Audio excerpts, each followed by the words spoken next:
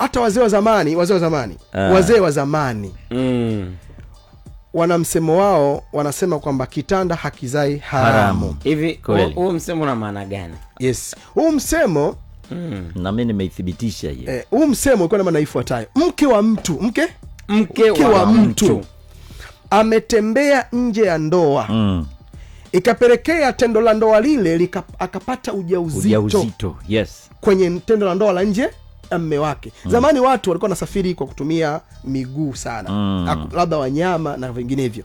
Mtu anatoka sehemu anakaa miezi 3, miezi 4, anarudi nyumbani anamkuta mke wake kafunga, hayuko kwenye mzunguko wa kawaida, kwa maana amefunga mjamzito. Sawa? Na yeye yupo kwenye ndoa yule mwanamke. Huwezi ukamwacha mke wako kwa sababu ni mke wako, na kile kitakachopatikana kwenye ile ndoa ni cha kwako. Hiyo ndio maana ila sio kitanda changu, ni kitanda kingine. Hakizai ni kitanda chako kwa sababu ni mkeo. Tafsiri sahihi ni kwamba kitanda pale tafsiri yake ni ile ndoa ndio kitanda. Ndio kitanda. Neno haram linatumika kwenye dini. Sio kwenye jamii ya kawaida ambao hazina dini. Na ndio maana mimi nimerifaa kwenye Biblia. Sasa wale wazee wahenga mara nyingi maswali yao au maelezo yao au maneno yao mara nyingi yanaenda katika jamii ambazo hazina dini. Sawa? Sasa hapo sawa. Na katika pia dini ya Kiislamu, wewe umetumia Biblia, dini ya Kiislamu inawaambia wanawake wawe waaminifu katika ndoa zao. Okay. Wasiwaingize watoto ambao si watoto wa wale wa baba wale. Ndio.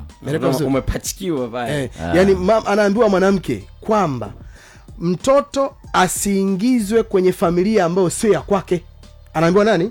Mwana. Sababu mama ndio mkweli, anajua wewe baba yako ni nani. Mimi baba yangu ni nani. Mama ndo anajua. Yaani mama akiamua kuongopa atasema uongo kumpa baba mwingine.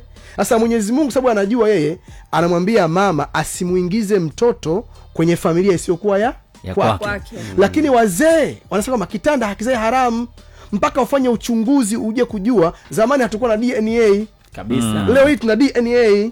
Mtu anaenda kupimwa, wanaondoka na pikipiki pamoja. Mambo yanakuwa hadharani. Anaenda kuangalia kwamba ni wako si wako. Sawa? Ndoa nyingi zinakufa sana siku hizi kwa sababu ya DNA. Lakini wazee wote zamani mambo yao wakasema hapana, kitanda hakizai haramu, ni huku moja nzuri sana.